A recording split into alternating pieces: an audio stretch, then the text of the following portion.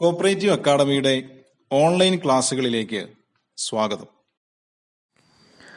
പ്രിയപ്പെട്ട സുഹൃത്തുക്കളെ, നമ്മളിന്ന് ഫോറിൻ കോപ്പറേഷൻ എന്ന ടോപ്പിക്കിലെ ഇംഗ്ലണ്ട് എന്ന രാജ്യമാണ് നോക്കുവാൻ പോകുന്നത്. ഇംഗ്ലണ്ട് എന്ന രാജ്യം പരിഗണിക്കുമ്പോൾ അവിടെ ഉദയം ചെയ്തിട്ടുള്ള അല്ലെങ്കിൽ ജന്മം കൊണ്ടിട്ടുള്ള സഹകരണ പ്രസ്ഥാനങ്ങൾ ഏതെല്ലാമാണ്, പ്രധാനപ്പെട്ട സഹകാരികൾ ആരെല്ലാമായിരുന്നു, പ്രധാനപ്പെട്ട സഹകരണ സംഘങ്ങൾ ഏതെല്ലാമായിരുന്നു, അതോടൊപ്പം അവിടെ ഉദയം ചെയ്തിട്ടുള്ള പ്രധാനപ്പെട്ട നിയമങ്ങൾ ഏതെല്ലാമായിരുന്നു ഇത്യാദി കാര്യങ്ങളാണ് ഈ രാജ്യവുമായി ബന്ധപ്പെട്ട് നമുക്ക് നോക്കുവാനായിട്ടുള്ളത്. നമുക്ക് നോക്കാം. ഇംഗ്ലണ്ട് പരിഗണിക്കുമ്പോൾ വളരെ വളരെ പ്രധാനപ്പെട്ട ഒരു കാര്യം, ഒരു വസ്തുത, സഹകരണം എന്ന ആശയം, സഹകരണ പ്രസ്ഥാനം രൂപം കൊണ്ട രാജ്യമാണ് അല്ലെങ്കിൽ ജന്മം കൊണ്ട രാജ്യമാണ് ഇംഗ്ലണ്ട്. ഇപ്പോൾ birth place of cooperative movement in the world എന്നറിയപ്പെടുന്നത് ഇംഗ്ലണ്ടാണ്. അതോടൊപ്പം consumer cooperatives, store movement, housing societies എന്നീ പ്രസ്ഥാനങ്ങളും ജന്മം കൊണ്ട രാജ്യം ഇംഗ്ലണ്ട് തന്നെയാകും.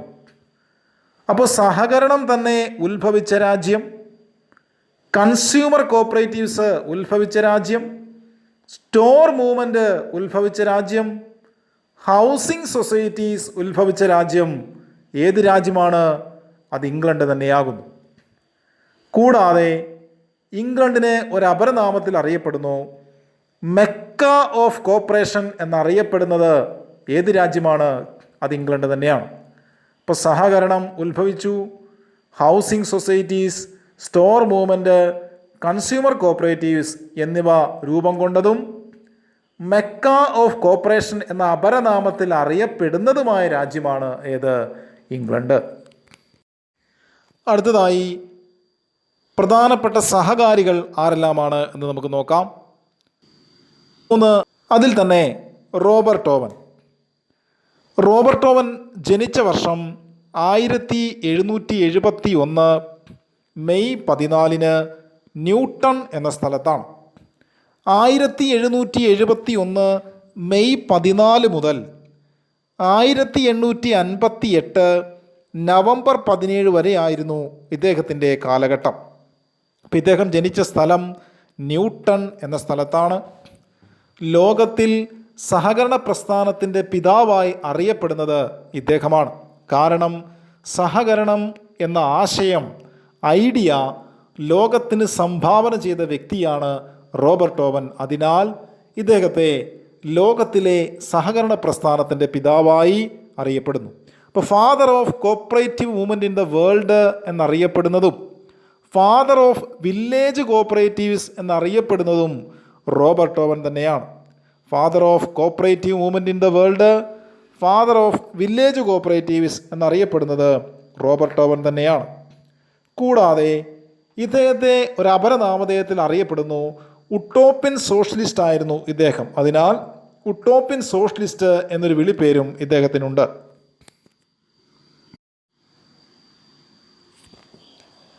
അദ്ദേഹത്തിൻ്റെ പ്രസിദ്ധമായ തിയറിയാണ് ഡോക്ട്രിൻ ഓഫ് സർക്കംസ്റ്റൻസസ് അല്ലെങ്കിൽ സാഹചര്യങ്ങളുടെ സിദ്ധാന്തം.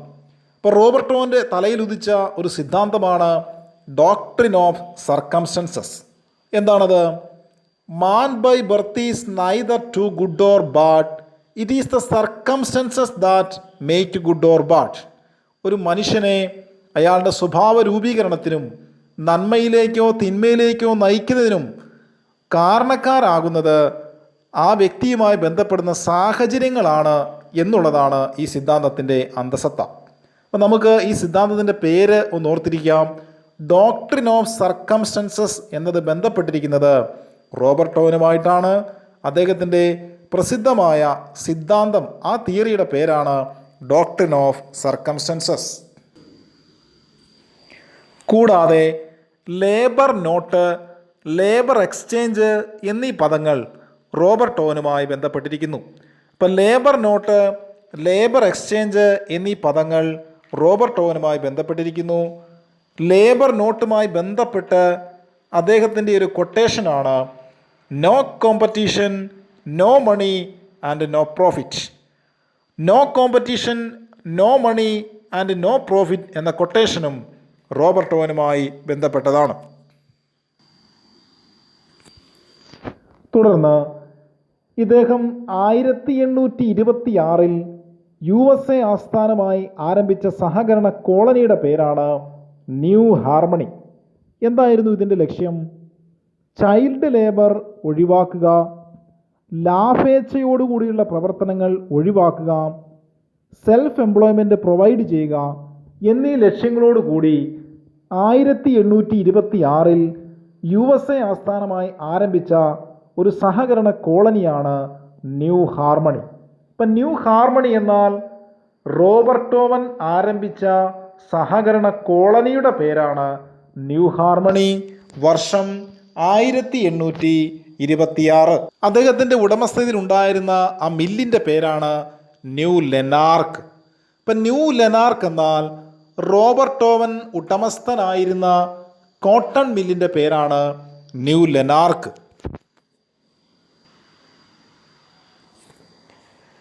ഇദ്ദേഹത്തിൻ്റെ പ്രസിദ്ധമായ 2 കൃതികളാണ്. ഒന്ന് a new view of society, 2 principle of environment. ഇപ്പോൾ അദ്ദേഹത്തിൻ്റെ ബുക്സുകളാണ് ഒന്ന് a new view of society, 2 principle of environment. തുടർന്ന് റോബർട്ട് ഓവനെ പറ്റിയുള്ള C.R. ഫേ എന്ന ചിന്തകൻ്റെ പ്രസിദ്ധമായ ഒരു കൊട്ടേഷനാണ്. Robert Owen did not invent cooperation but he was the inspiration for the cooperative movement എന്നുള്ള ഉദ്ധരണി C.R. ഫേ റോബർട്ട് ഓവനെ കുറിച്ച് പരാമർശിച്ചിട്ടുള്ളതാണ്. C.R. ഫേയുടെ തന്നെ മറ്റൊരു കൃതിയാണ് കോപ്പറേഷൻ ഹോം ആൻഡ് എബ്രോഡ്. ഇപ്പോൾ കോപ്പറേഷൻ ഹോം ആൻഡ് എബ്രോഡ് എന്നുള്ള കൃതിയുടെ കർത്താവ് C.R. ഫേ ആകുന്നു.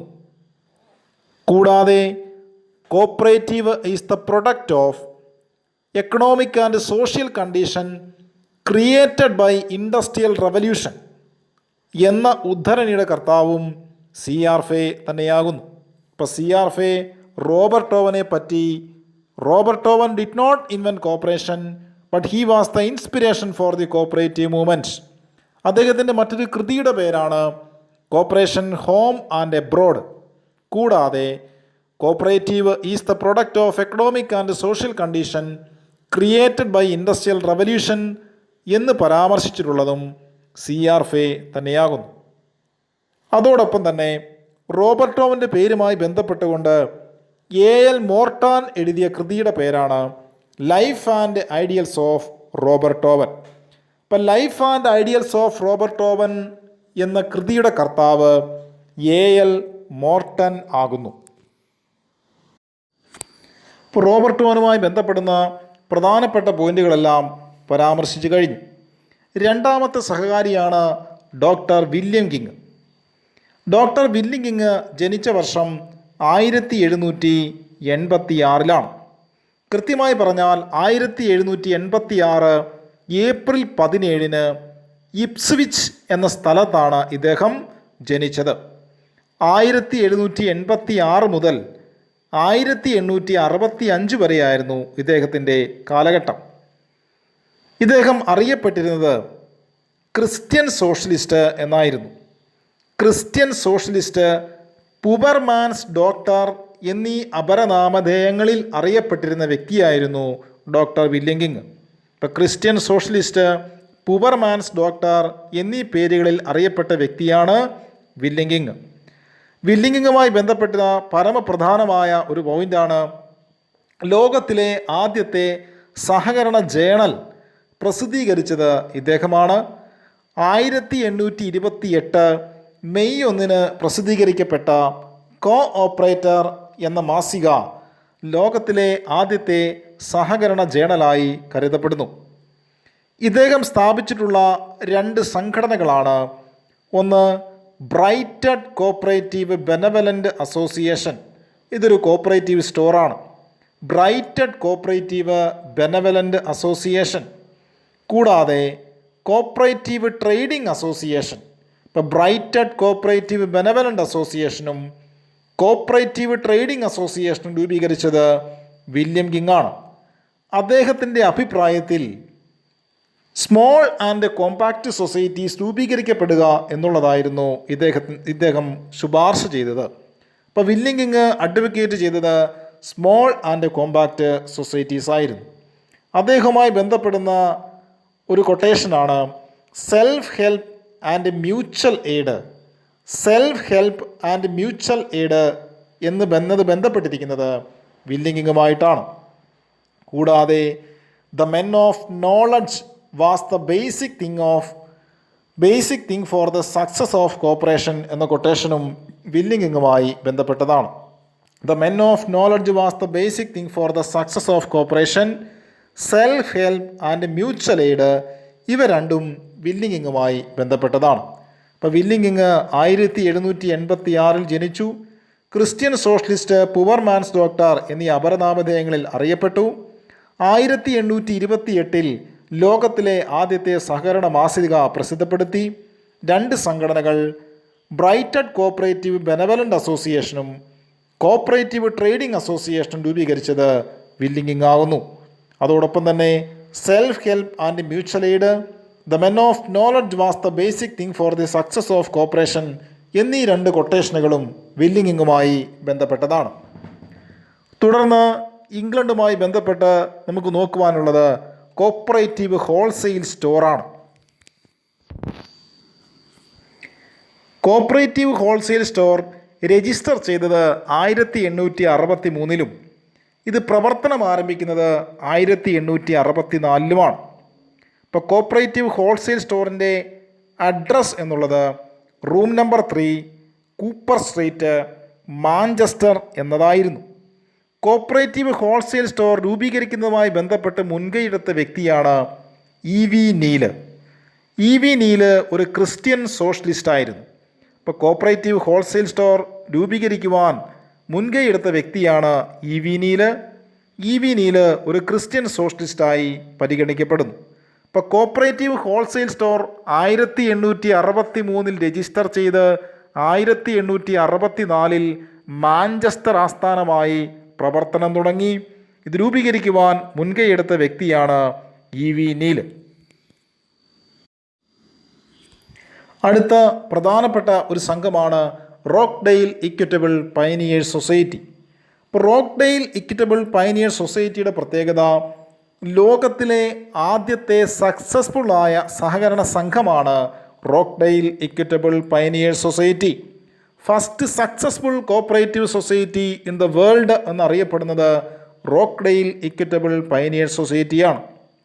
ഇത് രജിസ്റ്റർ ചെയ്യപ്പെട്ടത് ഓഗസ്റ്റ് 15, 1844 ബിസിനസ് ആരംഭിക്കുന്നത് ഡിസംബർ 21, 1844 റോക്ക്ഡെയിൽ ഇക്വിറ്റബിൾ സൊസൈറ്റിയുമായി ബന്ധപ്പെട്ട പ്രധാനപ്പെട്ട ഡേറ്റ് എന്നുള്ളത് 21/12, 1844 ആരംഭിച്ചു എന്നുള്ളതാണ്. ഇത് അറിയപ്പെട്ടിരുന്നത് ടോഡ് ലൈൻ സ്റ്റോർ എന്നായിരുന്നു. കാരണം ഇത് രൂപീകരിക്കപ്പെട്ട സ്ഥലം നമ്പർ 2 ടോഡ് ലൈൻ മാഞ്ചസ്റ്റർ ആസ്ഥാനമായിട്ടായിരുന്നു.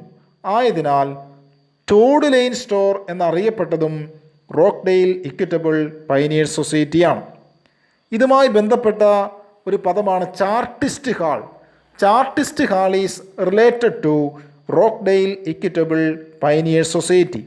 ഈ സംഘത്തിൽ രൂപീകരിക്കുമ്പോൾ ഉണ്ടായിരുന്നത് 28 നെയ്ത്ത് തൊഴിലാളികളായിരുന്നു. 28 ഫ്ലന്നൽ വീവേഴ്സ് 28 പൗണ്ടുമായി 21/12/1844 മാഞ്ചസ്റ്റർ ആസ്ഥാനമായി പ്രവർത്തനമാരംഭിച്ച കൺസ്യൂമർ സ്റ്റോറാണ് റോക്ക്ഡെയിൽ ഇക്വിറ്റബിൾ പയനിയേഴ്സ് സൊസൈറ്റി. ഇതിൻ്റെ ആദ്യത്തെ പ്രസിഡന്റ് ചാൾസ് ഹൗറത്തും ആദ്യ സെക്രട്ടറി ജെയിംസ് ഡാലിയും ആയിരുന്നു.